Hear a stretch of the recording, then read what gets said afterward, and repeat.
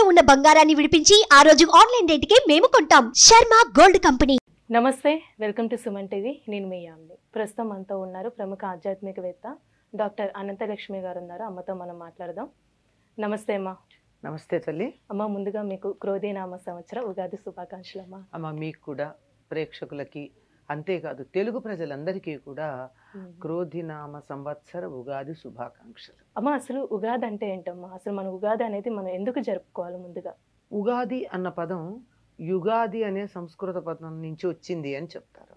యుగములకు ఆది, మొదలు అనే అర్థంలో. కానీ దానికన్నా కూడా ఏం చెప్తారంటే, ఊ అంటే నక్షత్రమట, గా అంటే గమనంట, ఉగ ఆది నక్షత్ర గమనాన్ని లెక్కించటం మొదలుపెట్టింది అని.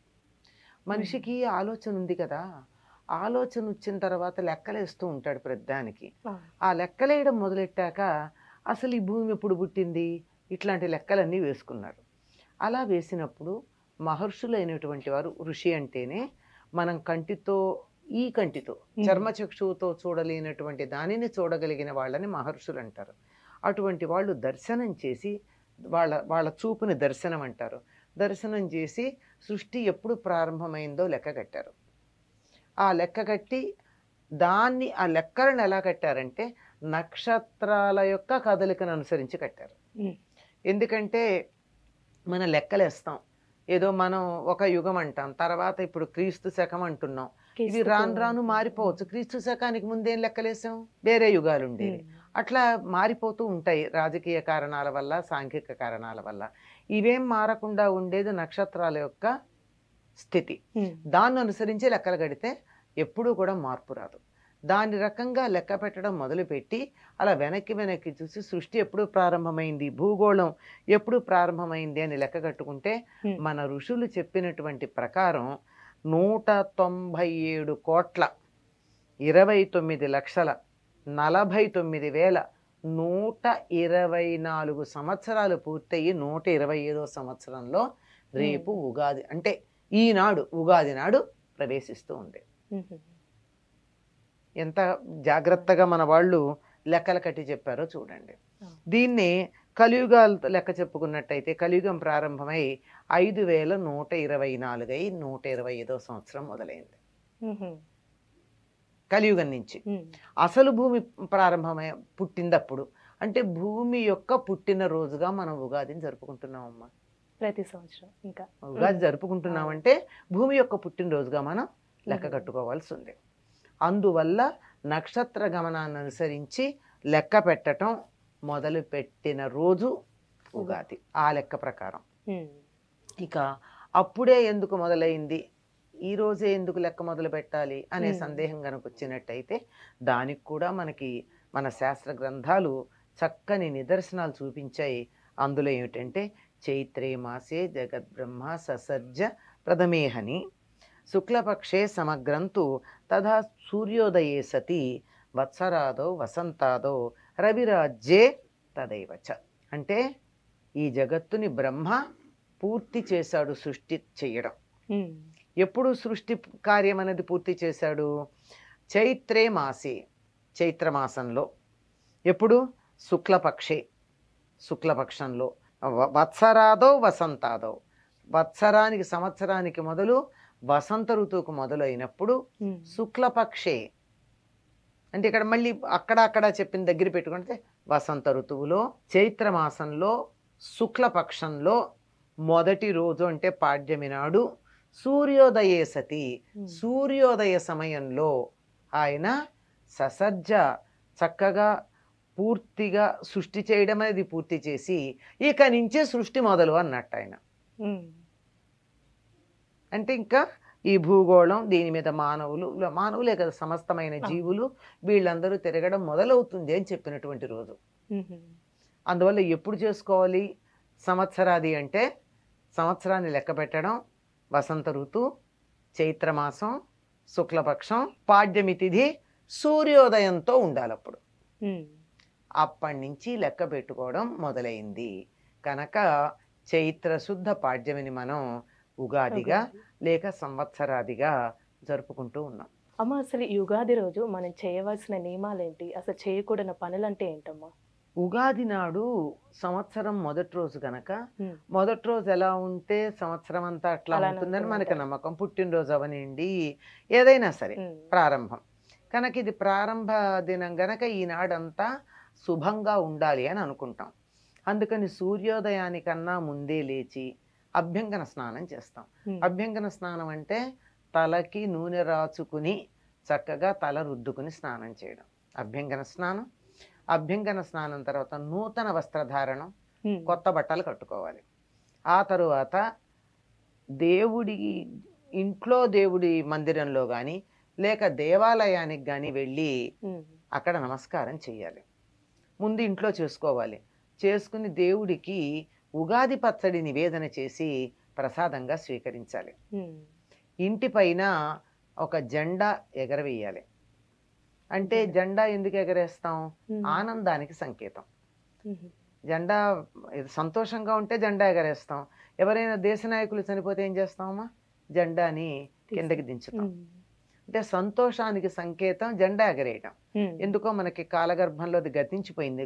ఎక్కువ మనం వినలేదు. జెండాలు ఎగరేయడం ఉత్తర దేశంలో ఉంది కానీ మన దగ్గర లేదు. ఉమ్, ఆ తరువాత చేయవలసింది ఏమిటంటే మిగిలిన పండగల కన్నా భిన్నంగా చేసేటటువంటిది పంచాంగ శ్రవణం. అమ్మ ఇప్పుడు పంచాంగం అనేది అందరి ఇళ్లలో ఉండాలి అంటే ఆ రోజు ప్రత్యేకంగా తెచ్చుకోవాలంటారా పంచాంగం అనేది? అంటే అప్పట్లో- పంచాంగం చదవడం చేతైన వాళ్ళు, ఉమ్, ఇవాళ తిథి ఏమిటి అంటే చూడగలిగిన వాళ్ళు, వారం తెలుస్తూనే ఉంటుంది, నక్షత్రం చూసుకుని, నక్షత్రం మనం నిత్యం పూజలో చెప్పుకోం కానీ నక్షత్రం దేనికి? ఎక్కడికన్నా బయలుదేరుతుంటే తారాబలం చూసుకోవడానికి. ఇవి చేతైనటువంటి వాళ్ళు ఇంట్లో పంచాంగం పెట్టుకోవడం మంచిది. ఉమ్, ఇవి చేత కానప్పుడు ఎవరో ఒకళ్ళ దగ్గరికి వెళ్ళేటప్పుడు లేకపోయినా పర్వాలేదు కానీ ఉంటే మాత్రం ఎమర్జెన్సీకి ఇప్పుడు ఎవరో వచ్చారు పండితుడు, ఇవాళ ఈ నక్షత్రం మేము చెయ్యొచ్చా అంటే గబగబా ఇంట్లో పుస్తకం ఉంటే ఆయనకి ఇస్తాం. అందువల్ల ఇంట్లో పెట్టుకోవడం మంచిదే. పంచాంగం అంటే కాలానికి సంబంధించిన 5 లక్షణాలని చెప్పేది. ఉమ్, కాలాన్ని గుర్తించాలంటే 5 ఉంటాయి: తిథి, వార, నక్షత్ర, యోగ, కరణాలు. ఈ 5 గురించి చెప్పేటటువంటి పంచాంగం. అమ్మ ఇప్పుడు పంచాంగం అనేది మన ఇంట్లో అసలు ఎందుకు తెచ్చుకోవాలి, అలానే ఎందుకు వినాలమ్మా? ఆ రోజు మనం ప్రత్యేకంగా ఆ రోజే వింటారు, సంవత్సరంలో ఆ రోజు ప్రత్యేకంగా వింటారు ఎందుకమ్మా? అంటే పూర్వకాలం ప్రతిరోజు ఇంటికి యాయవార బ్రాహ్మడు వచ్చి ఆ రోజు తిథివార నక్షత్ర యోగ కరణాలు చెప్పి సీతారామాభ్యాం నమః అంటే ఒక గుప్పెడు బియ్యం వేసేవాళ్ళు.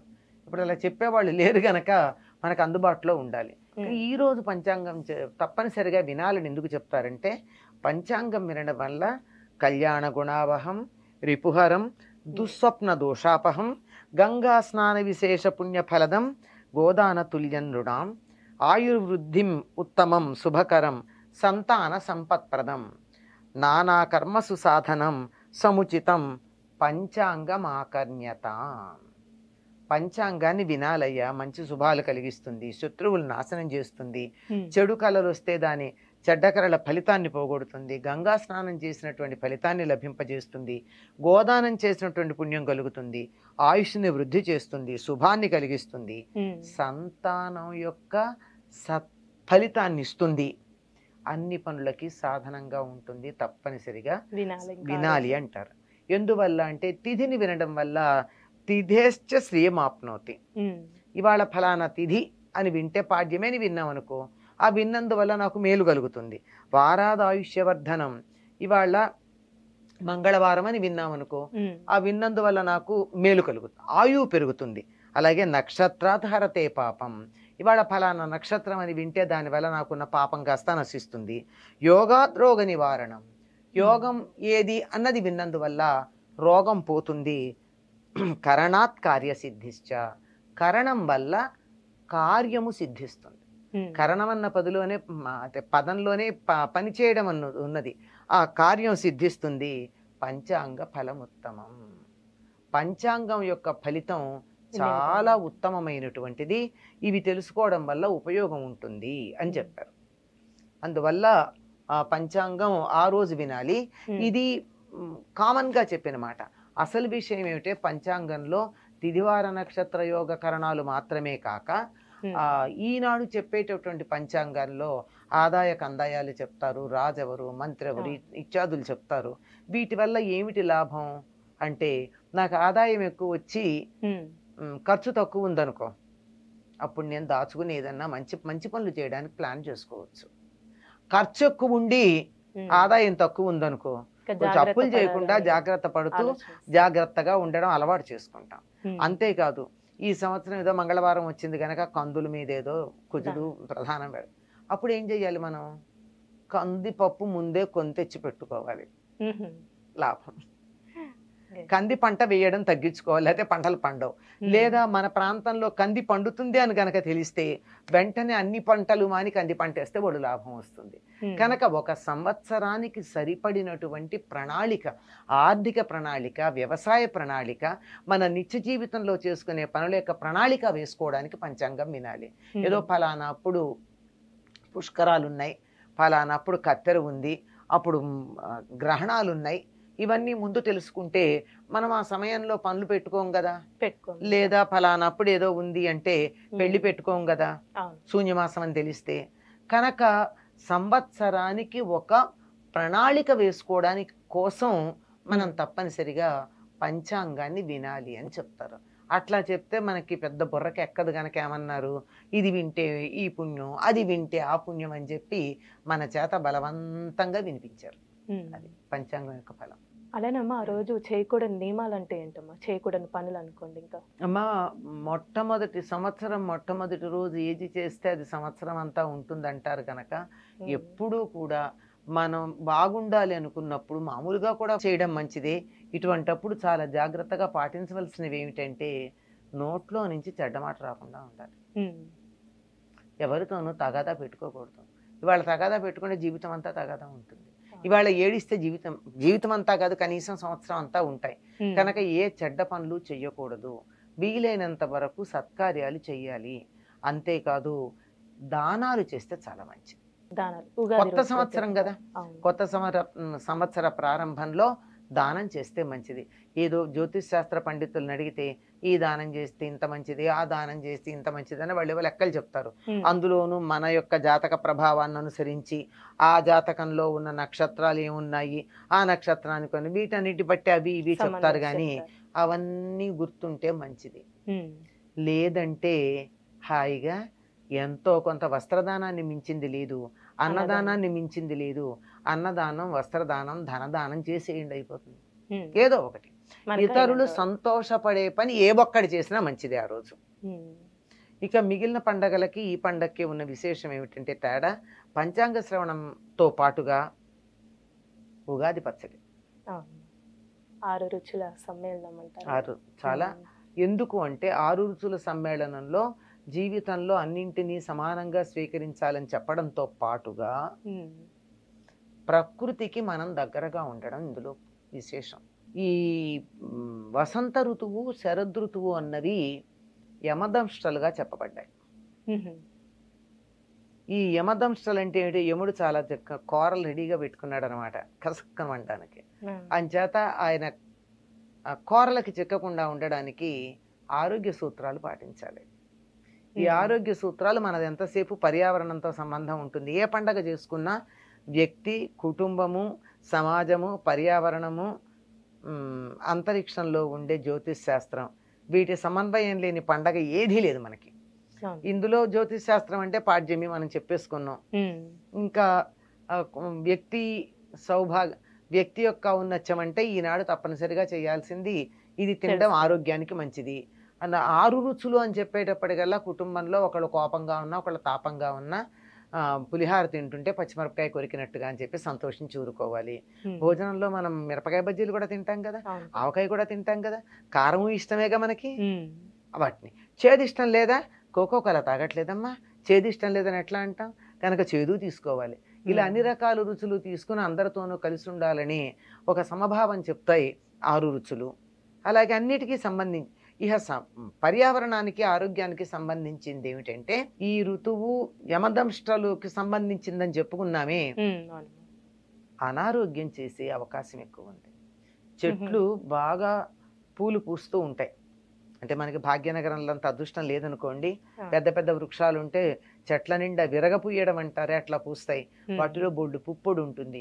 ఈ పుప్పొడి వల్ల ఎలర్జీ వచ్చే సమస్య కొంతమందికి ఉంది. అంతకు ముందు శిశిరంలో విపరీతంగా చలుండి ఒక్కసారిగా ఎండ రావడం మొదలయ్యేటప్పటికి దానివల్ల అనేక రకాలుగా ఋతువుల మార్పిడి వల్ల అనారోగ్యం వస్తూ ఉంటే వీటి నుండి తట్టుకోవడానికి పనికొచ్చేటటువంటిది మనం తినే ఉగాది పచ్చడి. ఉగాది పచ్చడి. నిజానికి నింబ పల్లవ భక్షణం అని ఉంటుంది. అంటే వేప చిగుళ్ళు తినాలి. మనం వేప చిగుళ్ళు తినలేక వేప పువ్వు తింటాం. ఉపయోగిస్తాం. నిజంగా ఎవరైనా కావాలంటే ఒక చిన్న ప్రయోగం చేయొచ్చు.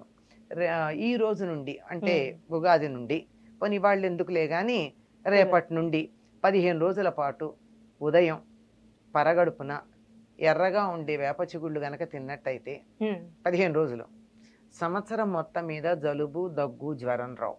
యాంటీబయాటిక్ ఉపయోగిస్తాం కాదమ్మా, ముందు అసలు ప్రివెంటివ్ రాకుండా మనకి రోగనిరోధక శక్తిని ఇచ్చేస్తుంది.